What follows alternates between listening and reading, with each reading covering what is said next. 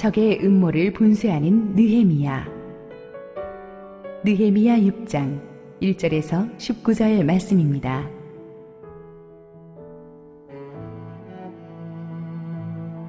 산발락과 도비아와 아라비아 사람 게셈과 그 나머지 우리의 원수들이 내가 성벽을 건축하여 허물어진 틈을 남기지 아니하였다 함을 들었는데 그때는 내가 아직 성문에 문짝을 달지 못한 때였더라. 산발락과 게셈이 내게 사람을 보내어 이르기를 오라 우리가 오누 평지 한 촌에서 서로 만나자 하니 실상은 나를 해하고자 함이었더라. 내가 곧 그들에게 사사들을 보내어 이르기를 내가 이제 큰 역사를 하니 내려가지 못하겠노라. 어찌하여 역사를 중지하게 하고 너희에게로 내려가겠느냐 하매 그들이 4번이나 이같이 내게 사람을 보내되 나는 꽃같이 대답하였더니 산발랏이 5번째는 그 종자의 손에 봉하지 않은 편지를 들려 내게 보냈는데 그 글에 이르기를 이방 중에도 소문이 있고 가스무도 말하기를 너와 유다 사람들이 모반하려 하여 성벽을 건축한다 하나니 내가 그 말과 같이 왕이 되려 하는도다. 또 내가 선지자를 세워 예루살렘에서 너를 들어 선전하기를 유다에 왕이 있다 하게 하였으니 지금 이 말이 왕에게 들릴지라. 그런즉 너는 이제 오라 함께 의논하자 하였기로 내가 사람을 보내어 그에게 이르기를 내가 말한 바 이런 일은 없는 일이요 내 마음에서 지어낸 것이라 하였나니 이는 그들이 다 우리를 두렵게 하고자 하여 말하기를 그들의 손이 피곤하여 역사를 중지하고 이루지 못하리라 함이라. 이제 내 손을 힘있게 하옵소서 하였노라.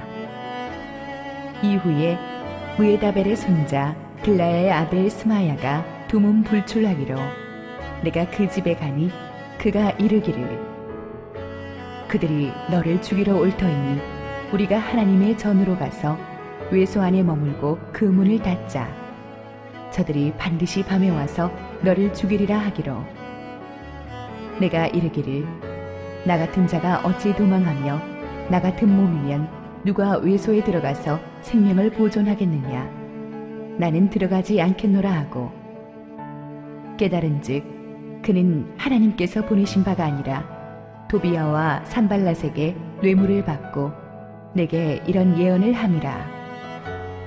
그들이 뇌물을 준 까닭은 나를 두렵게 하고 이렇게 함으로 범죄하게 하고 악한 말을 지어 나를 비방하려 함이었느니라. 내 하나님이여 도비아와 산발락과 여선지 노아랴와 그 남은 선지자들 곧 나를 두렵게 하고자 한 자들의 소행을 기억하옵소서 하였노라. 성벽 역사가 52일 만인 엘룰월 25일에 끝나매 우리의 모든 대적과 주위에 있는 이방 족속들이 이를 듣고 다 두려워하여 크게 낙담하였으니 그들이 우리 하나님께서 이 역사를 이루신 것을 알미니라. 또한 그때에 유다의 귀족들이 여러 번 도비아에게 편지하였고 도비아의 편지도 그들에게 이르렀으니 도비아는 아라의 아들 스가냐의 사위가 되었고 도비아의 아들 여호하난도 베레가의 아들 무술람의 딸을 아내로 맞이하였으므로 유다에서 그와 동맹한 자가 많으니라. 그들이 도비아의 선행을 내 앞에 말하고 또 내 말도 그에게 전하매 도비아가 내게 편지하여 나를 두렵게 하고자 하였느니라. 할렐루야. 우리 하나님께 감사와 영광의 박수 올려드리겠습니다. 우리 함께 기도하시고 하나님 말씀 보겠습니다. 부족한 죄인을 은혜로운 강단에 세우신 주님을 찬양합니다. 오직 하나님의 말씀만이 보배롭게 선포되게 하옵소서. 예수님 이름으로 기도했습니다. 아멘. 영적 리더십의 길은 참으로 험난합니다. 아무리 성공적으로 보이는 지도자도 화려한 장밋빛 주단을 밟고 거기까지 가는 거 아니거든요. 수없이 많은 위기를 겪고 좌절의 순간들을 넘기며 악한 비난을 이겨내면서 하루하루 전진하는 것입니다.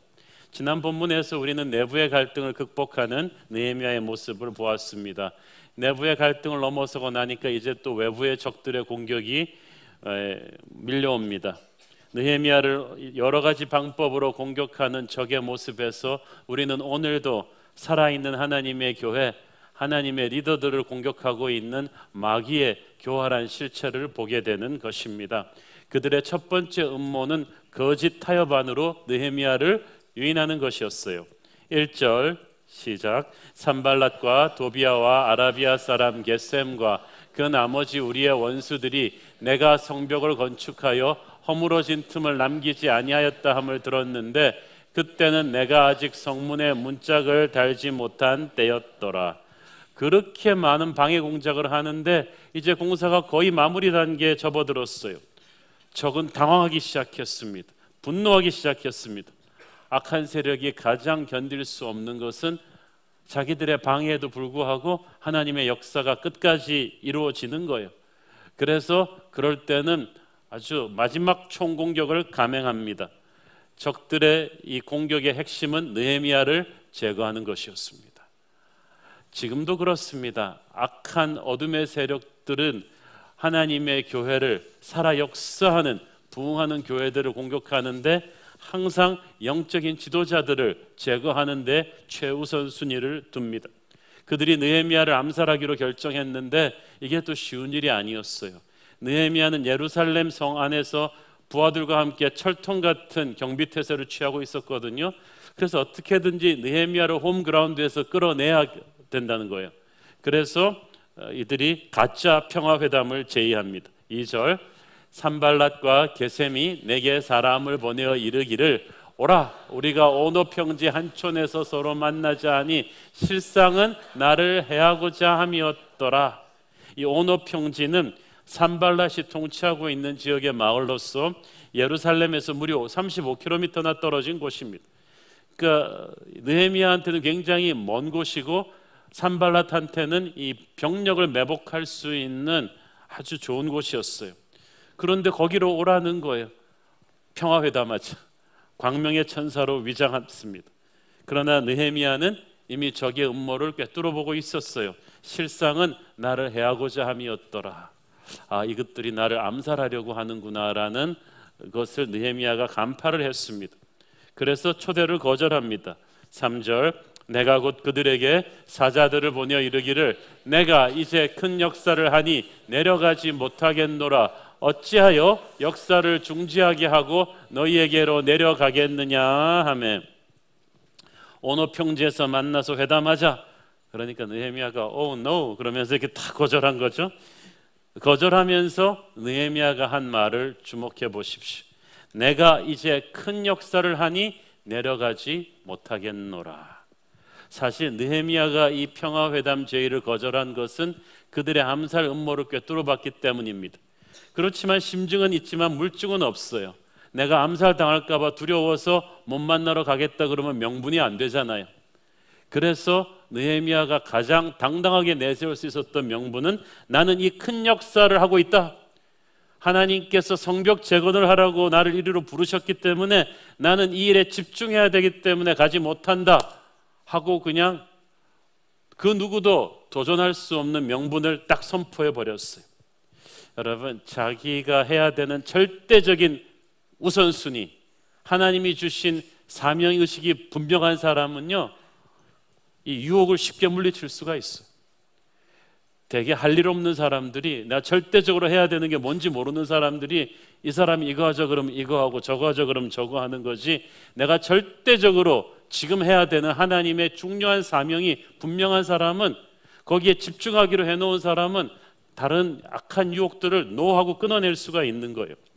브루스 윌킨슨 목사님은 포도나무의 비밀이란 책에서 하나님께서는 열매 맺고 있는 가지들을 한 번 더 가지치게 하신다고 말합니다. 사람들 눈에 보기에 무성하고 근사해 보이는 나뭇가지라서 열매가 많긴 하지만 다 쫄망쫄망해요. 왜냐하면 영양소가 분산됐기 때문이에요.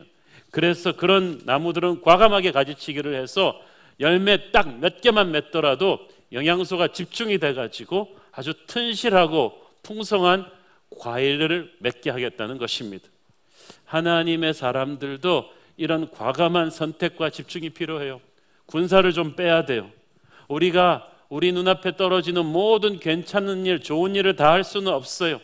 우리 새로운 교회가 모든 세상의 좋은 사역을 다 할 수 없어요. 각 교회에게도 집중해야 될 핵심 사명이 있는 것처럼 하나님의 사람도 마찬가지예요. 여러분에게 살고 있는 지금 이 시즌에 하나님이 원하시는 가장 핵심 사명에 올인해야지 이것저것 다 하려고 하다가는 모든 걸 못하게 돼요.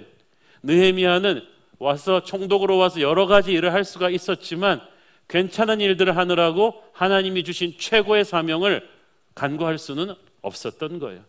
마귀가 하나님의 사람들을 유혹할 때 선한 것과 악한 걸 가지고 유혹하지 않아요. 그건 너무 쉬워요. 괜찮은 것들과 최고의 것을 섞어서 혼란스럽게 만들어 놓습니다. 그래서 최고의 것에 전력 투구할 수 없도록 만들어 놓죠. 그러나 느헤미야는 그렇게 하지 않았어요. 분명한 성벽 재건공사라는 일에 올인하겠다는 이 딱 태도를 정해놨기 때문에 다른 괜찮은 것들의 유혹을 끊어낼 수가 있었던 거죠. 여러분, 팔방미인이 되려고 하지 말고 하나님이 주신 그 한 가지를 그 시즌에 집중해야만 됩니다. 그래야 악인의 꾀를 쫓지 않는 복 있는 사람이 될 줄로 믿습니다. 두 번째 음모는 거짓 루머로 누명을 씌우는 것이었습니다. 그 전에 이 느헤미야가 이렇게 끊어냈는데도 적들이 포기하지 않고 4절에 보니까 그들이 4번이나 이같이 내게 사람을 보냈다고 돼 있죠. 자, 여러분, 마귀가 예수님도 3번 공격하는데 우리라고 미니멈 3번, 4번 공격하지 않겠어요? 그걸 각오하셔야 돼요. 그렇지만 마귀도 끈질기지만 느헤미야도 끈질기죠. 나는 똑같이 대답하였더니 4절, 마귀가 똑같이 공격해도 여러분은 똑같이 이겨내기를 축원합니다. 이 영적인 싸움은 오래가는 거예요. 그러니까 이 5번째 공격에서 마귀가 전법을 바꿉니다. 5절 읽습니다. 산발랏이 5번째는 그 종자의 손에 봉하지 않은 편지를 들려 내게 보냈는데, 그 당시 모든 공식 문서는 종이에다 쓴 다음에 두루마리로 말아서 끈으로 묶고 인장으로 딱 봉해서 보내게 돼 있어요. 그래서 중간에서 그 인이 파손되면은 그 문서는 가짜인 거예요. 이 기밀을 보존하기 위해서 그 당시 어린아이들도 아는 그 원칙을 최고 지도자들끼리 주고받는 문서에서 저쪽에서 의도적으로 봉하지 않은 채로 들려보냈다. 이 말은 무슨 말입니까? 편지에 담긴 내용이 백성들 사이로 퍼지기를 바랬던 것입니다. 의도적으로. 이 내용이 무엇이었습니까? 6절, 7절. 그 글에 이르기를 이방 중에도 소문이 있고 가스무도 말하기를 너와 유다 사람들이 모반하려 하여 성벽을 건축한다 하나니 네가 그 말과 같이 왕이 되려 하는도다. 또 네가 선지자를 세워 예루살렘에서 너를 들어 선전하기를 유다에 왕이 있다 하게 하였으니 지금 이 말이 왕에게 들릴지라. 그런즉 너는 이제 오라 함께 의논하자 하였기로. 그야말로 무서운 악성 루머입니다. 현지 총독으로 나와 있는 사람에게는 가장 끔찍한 악몽이 될 수 있는 루머예요. 페르시아는 점령지를 관대하게 다스렸습니다마는 반란의 기미가 보일 때는 용서하지 않았어요.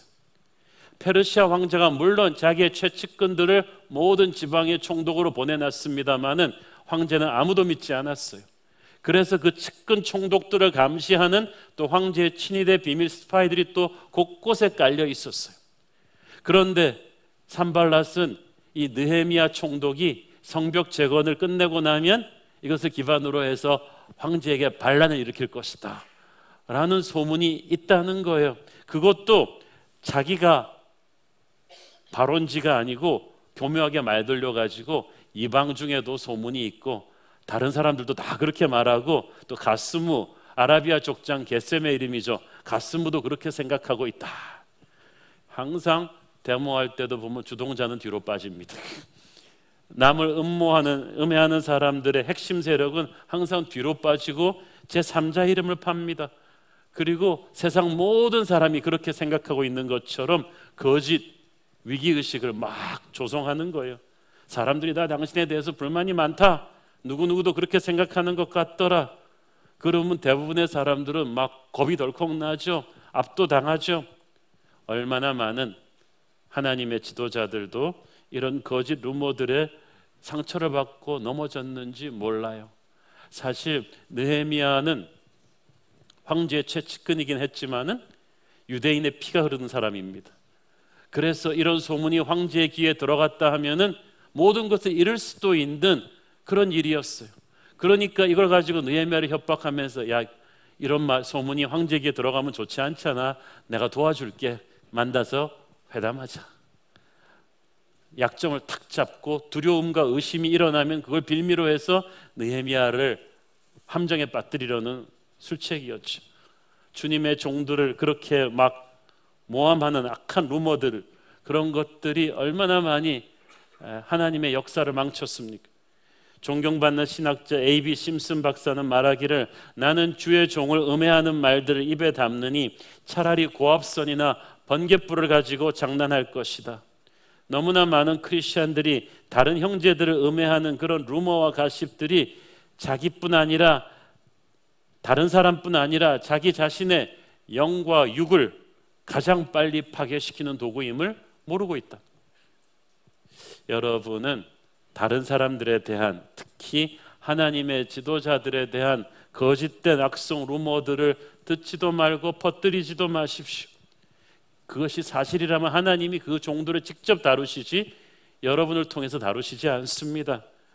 입장을 바꿔서 여러분이 피해 당사자가 되었다고 생각해 보세요. 누가 여러분에 대해서 터무니없는 거짓 루머를 퍼뜨리고 또 그것을 듣는 사람들이 그 말을 믿기 시작한다면 얼마나 억울하고 분하겠어요. 타블로가 스탠포드 나왔대는데 안 나왔다고, 스탠포드 학장이 나왔대는데 안 나왔다고, 그런 신념으로 믿고 있는 수천 명의 사람들이 있다는 걸 나는 믿을 수가 없습니다. 여러분이 타블로 입장이라고 생각을 해보세요. 악성 거짓 루머는 말하는 사람과 듣는 사람과 옮기는 사람 전체를 파괴시켜요. 하나님의 나라에서도 마찬가지예요. 여러분은 하나님의 사람들에 대한 거짓된 악성 루머들에 쉽게 속지 마십시오. 적들의 이런 공격에 대한 느헤미야의 반응은 어처구니 없을 정도로 간단했습니다. 8절, 내가 사람을 보내어 그에게 이르기를 네가 말한 바 이런 일은 없는 일이요 네 마음에서 지어낸 것이라 하였나니. 만약에 느헤미야가 이들의 계략에 넘어가서 겁나라, 너 절대 말하면 안 돼, 왕한테. 그래 만날게, 너 도대체 뭘 원하니, 이랬으면 끝나는 거예요. 일일이 그건 아니고 이건 아니라고 설명했으면 그것도 끝나는 거예요. 설명은 또 그들에게 또 약점을 잡히게 하거든요. 느헤미야는 여기에 대해서 전혀 설명하거나 변명하지 않았어요. 그건 거짓말이야, 네가 지어낸 말이야. 아니 땐 굴뚝에 연기 나는 정도가 아니라 네가 굴뚝을 만들었구나. 이게 진짜 사실이었다면 느헤미야가 이렇게 담대하고 표현할 수 없었겠죠. 사실이 아닐진데 여러분 담대하십시오. 그 말이 사실이면 큰일이죠. 우리가 하나님 앞에서 옷을 찢고 회개할 일이죠. 그러나 그 말이 사실이 아니면 그런 거짓된 말을 하는 사람들이 큰일 난 거예요. 거짓된 말을 입에 올리고 하나님의 사람을 공격하는 자들을 하나님이 심판하시겠다고 성경 곳곳에 약속하고 있으니 그 사람들이 큰일이에요. 느헤미야는 그래서 처음에는 억울하고 분한 마음도 들었을 것입니다. 그렇지만 흔들리지 않습니다. 정의의 심판자이신 하나님께 모든 것을 맡깁니다. 이 소문이 황제의 스파이들의 귀에 들어가서 황제의 의심을 사서 자기의 입지가 어려워질 가능성도 있었어요. 그렇지만 느헤미야는 거기까지는 자기도 어쩔 수 없는 것이라고 생각했어요. 이건 하나님이 책임져 주셔야 되는 거예요. 하나님이 책임지고 해결하실 것을 우리가 미리 앞서서 걱정할 필요가 없어요. 어차피 그래도 아무 소용이 없거든요. 그래서 딱 한마디로 끝내버렸습니다. 네가 지어낸 말이구나, 사실이 아니다. 9절 읽습니다. 이는 그들이 다 우리를 두렵게 하고자 하여 말하기를 그들의 손이 피곤하여 역사를 중지하고 이루지 못하리라 함이라. 이제 내 손을 힘있게 하옵소서 하였노라. 느헤미야는 이들이 동기를 딱 알고 있었어요. 자꾸 이런 말을, 악성 루머를 들으면 느헤미야가 힘이 빠져서 두려워서 이 성벽 재건공사 못하겠다 이렇게 나가 떨어지기를 원했던 거예요. 그렇게 그들이 원하는 대로 움직일 수는 없다는 거예요. 느헤미야는 이제 내 손을 힘있게 하옵소서. 9절에 보니까, 영어 성경에 보니까 I prayed, 기도했다고 되어 있어요.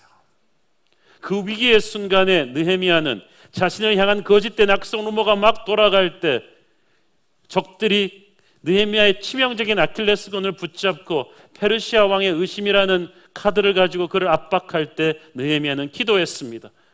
내 손을 힘있게 하옵소서. 그리고 하나님이 시키신 일을 계속해서 나갔어요. 여러분이 진실로 하나님 앞에 부끄러움이 없다면 하나님께 맡기고 기도하며 계속하십시오. 하나님이 여러분에게 맡기신 일을 계속하셔야 돼요. 그걸 포기하면 그게 마귀가 원래 의도했던 거예요. 여러분을 경기에서 빼는 게 마귀의 의도거든요. 여러분을 전장터에서 끌어내리는 게 마귀의 의도거든요. 거기에 넘어가면 안 되죠.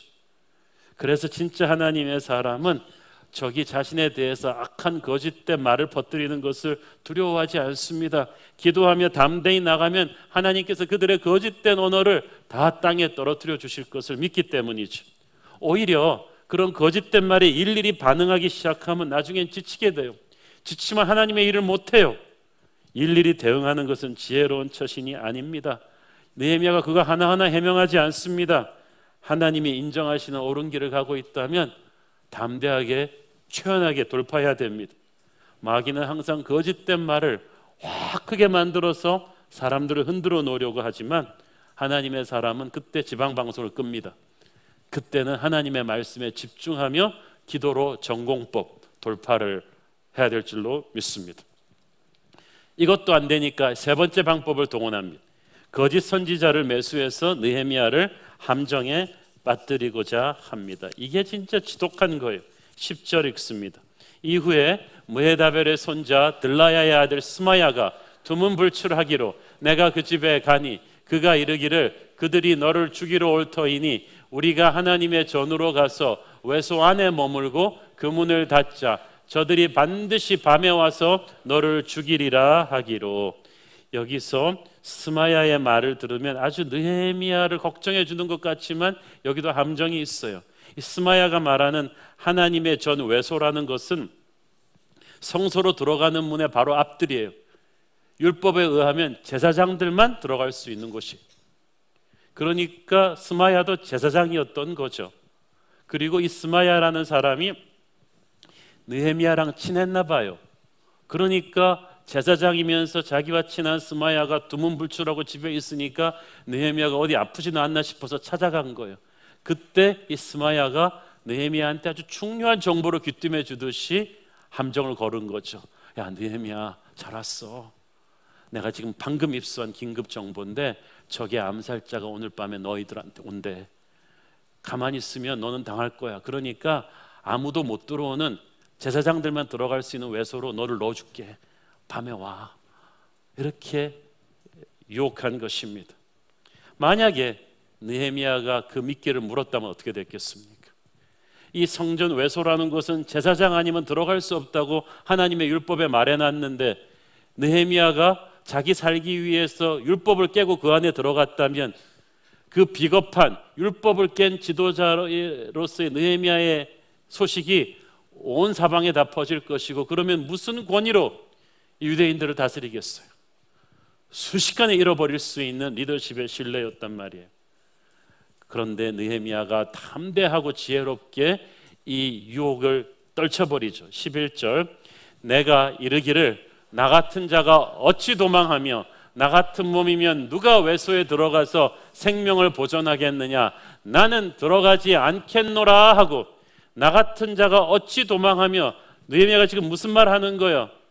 Do you know who I am? 내가 누군지 알아? 나는 하나님의 사람이야.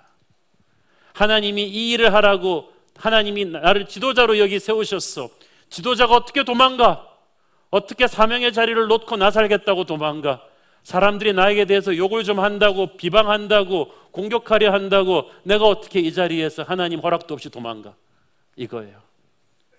여러분, 마귀가 여러분을 흔들어대고 하나님이 세우신 사역의 자리에서 도망가라고 할 때 여러분 스스로에게 그것을 선포하십시오. 나 같은 사람이 어찌 도망할 것인가? 나 하나님의 병사야. 나 하나님의 장군이야. 타령할 수 없어. 하나님이 빼시기 전까지는 나는 이 자리를 지켜야 돼. 나를 경기에서 빼는 게 마귀가 원하는 거거든요. 사랑하는 장로님들, 집사님들, 순장님들, 그 자리를 지키세요. 어떤 힘든 일이 있어도 그 자리를 지키세요. 우리 주일학교 선생님들, 여러분이 힘들고 욕 좀 먹고 그랬다고 그 자리를 도망가면 그게 마귀가 원하는 거예요. 나 같은 자가 어찌 도망하며 Know who you are. 우리는 아무리 힘들어도 선교해야 돼요. 아무리 힘들어도 전도하셔야 돼요. 아무리 힘들어도 목사는 설교해야 되는 거예요. 그게 사명자의 자세예요. 느헤미야가 딱 그 자세가 돼 있는 거예요. 나 같은 몸이면 누가 외소에 들어가서 생명을 보존하겠는가? 이 말은 외소는 율법으로 제사장밖에는 못 들어가게 돼 있는 곳인데, 나같이 비천한 존재가, 느헤미야는 세상적으로는 총독이었지만 하나님의 법으로 넘어서는 안 될 선이 자격이 있다는 걸 알았어요. 겸손한 거죠. 그러니까 함부로 내가 넘어서는 안 될 선이 있다는 것을 딱 알고 그걸 노한 거예요. 이런 단호함과 겸손한 자세가 있으니까 하나님이 이 유혹의 실체를 꿰뚫어 볼 수 있는 은혜를 느헤미야에게 주십니다. 12절 읽습니다. 깨달은 즉 그는 하나님께서 보내신 바가 아니라 도비아와 산발라셋에게 뇌물을 받고 내게 이런 예언을 함이라. 스마야는 선지자고 제사장이지만 그가 하는 말이 뇌물로 매수된 거짓말이었다는 걸 느헤미야가 깨달았습니다. 정보 조직으로 입수한 게 아니라 성령께서 영적 깨달음을 준 거예요. 이게 굉장히 중요합니다. 우리가 인간관계를 할 때 10길 물속은 알아도 한 길 사람 속은 모른다고 했어요. 어리석은 사람은 겉으로 드러나는 현상만 가지고 쉽게 흔들리죠. 그러나 하나님의 깨달음이 있는 사람은 참과 거짓을 분별을 해요. 어리석은 자는 쉽게 속아 넘어가요. 그래서 거짓 평안에 빠지거나 거짓 두려움에 빠지죠.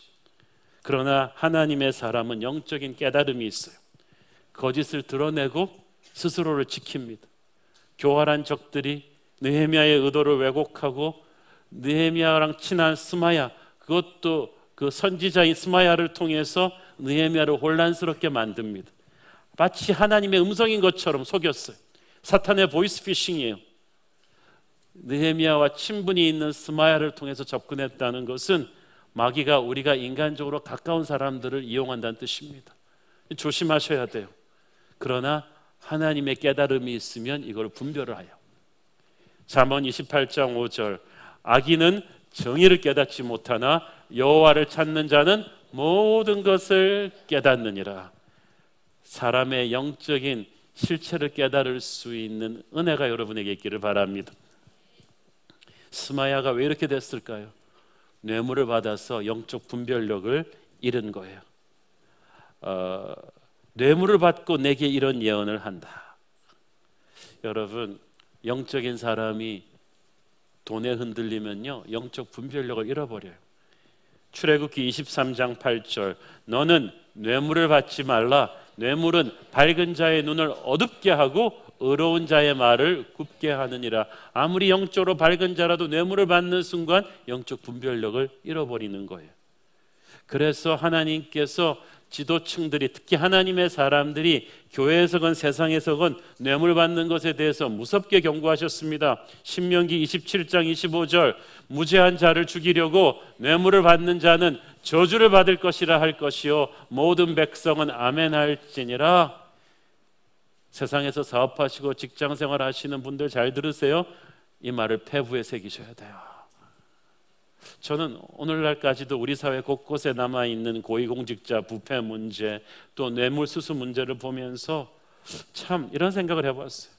우리나라가 그렇게 중간에서 해드시는 분들이 많은데도 이렇게 잘 사는데, 만약 하나님의 은혜로 이 나라 지도층들이 깨끗해진다면, 아무도 뇌물을 받지 않는다면 우리는 정말 좋은 나라가 되겠구나라는 생각을 가끔씩 합니다.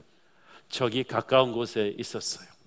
스마야 같은 영향력이 있는 제사장이, 느헤미야와 친분이 있는 사람이 뇌물로 매수당해서 적의 앞잡이가 되어 있었어요. 오늘날도 보면은요, 기가찰 노릇은 교회를 무너뜨리려는 악한 세력의 손길이 우리 내부 깊숙이에 침투해 있다는 거예요. 다윗도 다윗을 무너뜨리고 힘들게 한 사람들이 바로 다윗의 최측근들의 배신이 많았어요.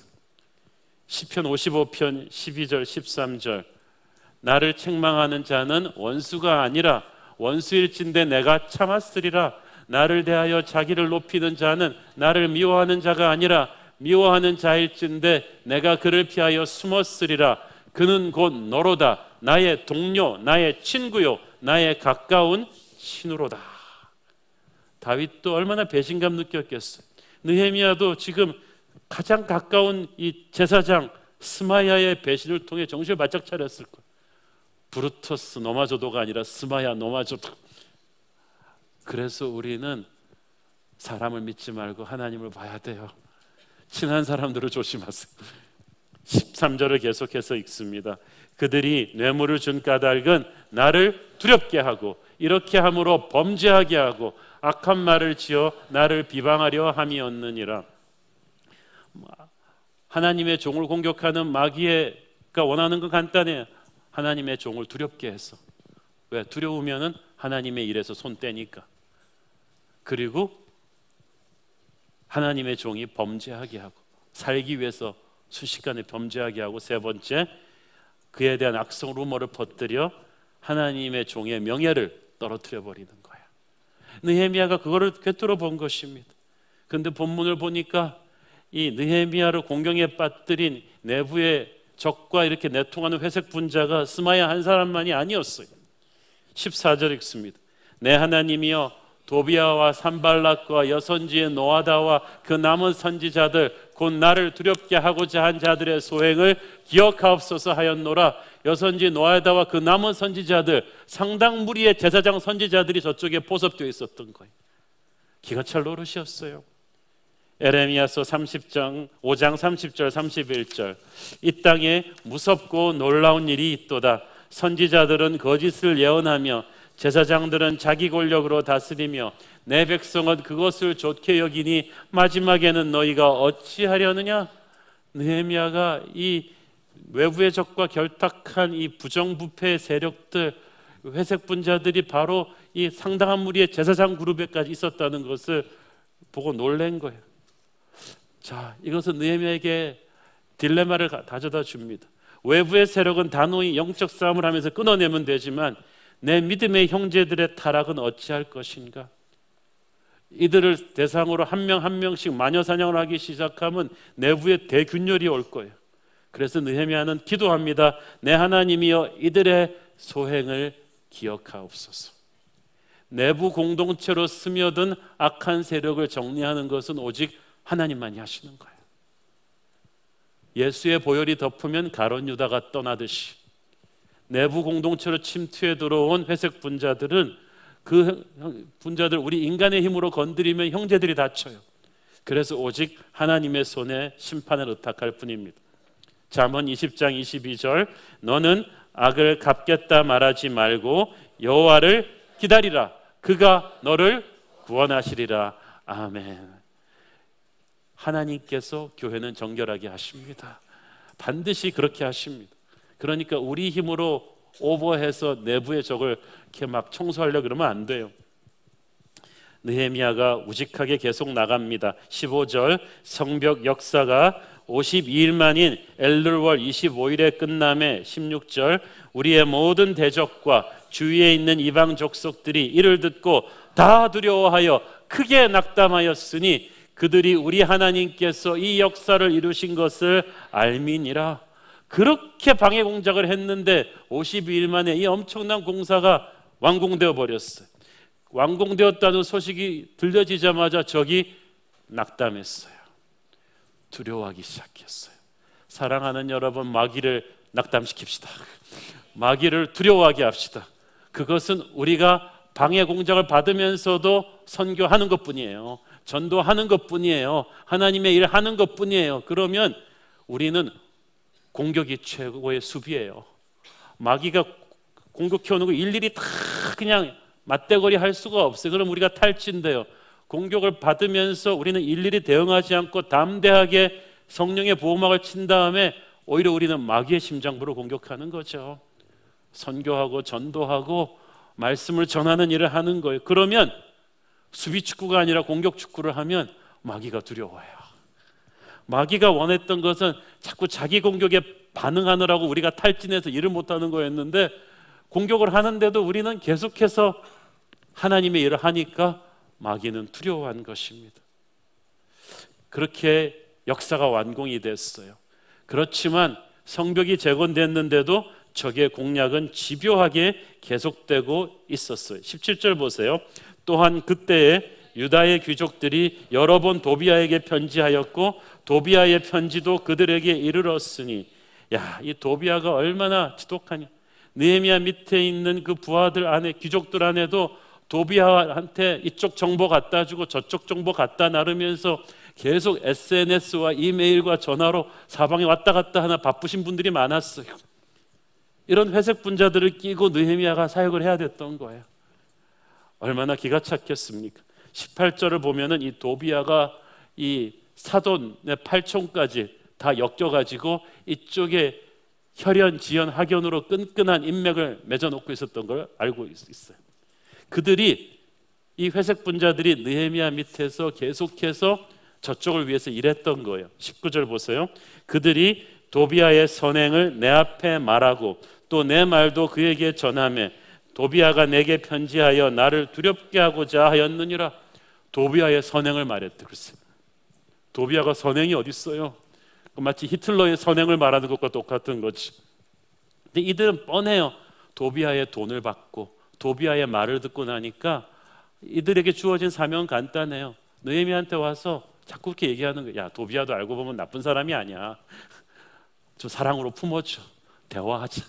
좋은 게 좋은 거 아니냐. 자꾸 도비아를 칭찬하면서 이렇게 악한 존재를 그렇게 악하지 않은 존재로 어필시켜가지고 거짓 평화를 만들고자 하는 거예요. 이들이 왜 그렇겠습니까? 잠언 28장 4절. 율법을 버린 자는 악인을 칭찬하나 율법을 지키는 자는 악인을 대적하느니라. 자, 그들이 왜 도비아를 칭찬했겠어요? 그들은 율법을 버린 사람들이에요. 그러니까 악을 칭찬하는 거예요. 그러나 말씀의 사람은 악인을 칭찬하는 게 아니라 악인을 대적합니다. 마귀를 대적하라. 그리하면 너희를 피하리라. 마귀와 대화하지 말고 우리는 대적해야 되는 거예요. 느헤미야도 기가 찼을 거예요. 아니, 그러면 차라리 도비아 편으로 가서 살든지, 그렇게 좋으면, 아니면 이쪽에서 확실하게 충성을 하든지, 이것도 저것도 아니면서 이 안에 있으면서 자꾸 도비아 칭찬을 하고 있으면 어쩌자는 거예요. 이들이 계속해서 하나님의 공동체 안에 있으면서도 도비아를 칭찬한 것은 도비아의 돈을 받고 도비아와 계속해서 대화하고 있기 때문이에요. 우리도 마찬가지예요. 교회에 몸담고 있으면서도 자꾸 세상의 돈을 받고 세상의 소리를 계속 듣고 있으면 하나님의 교회에서 계속 세상적인 가치관을 주입하려 하는 거예요. 그리고 그 뜻과 비슷한 사람들을 선동해서 다수의 보이스를 만들어요. 그러나 그것이 악한 경우가 많죠. 그래서 하나님께서는 일찌감치 하나님의 백성들에게 경고하셨습니다. 출애굽기 23장 1절 2절. 너는 거짓된 풍설을 퍼뜨리지 말며 악인과 연합하여 위증하는 증인이 되지 말며 다수를 따라 악을 행하지 말며 송사의 다수를 따라 부당한 증언을 하지 말라. 다수가 항상 옳은 게 아니라는 거예요. 이렇게 악하게 선동된 다수의 속임수를 조심하라는 것입니다. 성벽 공사가 완공됐는데도 내부 교란 공세가 지속되었다는 것은 영적 전쟁이 얼마나 끈질긴가를 우리에게 보여주죠. 건축 다 해놓고 갈라진 교회들 많고 하나님의 일을 해놓고 시험에 드는 사람들이 많은 것은 마귀가 끝까지 우리를 공격한다는 것을 의미합니다. 그래서 깨어 있어야 돼요. 하나님의 나라가 부흥하고 확장하는 걸 마귀가 얼마나 싫어합니까? 그래서 살아 역사하는 교회는 지금도 끈질기게 공격하고 있고 그 공격의 핵심에 영적 지도자 공격이 있습니다. 제 후배 목사님 하나가 최근에 책 썼는데 우리 목사님은 우리가 지킨다. 중남미권, 미국권, 한국 전부 다 부흥하는 교회 많은 목회자들이 무서운 영적인 공격을 받고 쓰러지고 있고 그럴 때마다 교회가 휘청거리고 마귀가 기뻐서 날뛰죠. 그래서 우리의 목회자들 장로님들, 영적 지도자들이 느헤미야처럼 담대하게 영적 분별력을 가지고 설 수 있도록 우리가 정신 차려야 됩니다. 기도로 깨어 있어야 합니다. 우리의 길은 쉽지는 않습니다. 온갖 유혹과 위협과 가진 수단 방법을 동원해서 마귀가 우리와 우리 리더들을 공격할 거예요. 그럴 때일수록 우리는 일일이 떼거리하지 말고 기도의 전공법으로 이기고 나가야 될 줄로 믿습니다. 최후의 승리는 우리의 것입니다. 기도하겠습니다. 사랑하는 아버지, 은혜를 감사합니다. 마지막 시대에 우리 주님 세우신 새로운 교회, 강하고 담대하게 느헤미야 같은 지도자들이 일어나 지키게 하여 주시옵소서. 오직 기도와 말씀으로 이 교회를 지키고자 합니다. 주여 역사하여 주옵소서. 예수님 이름으로 기도했습니다. 아멘.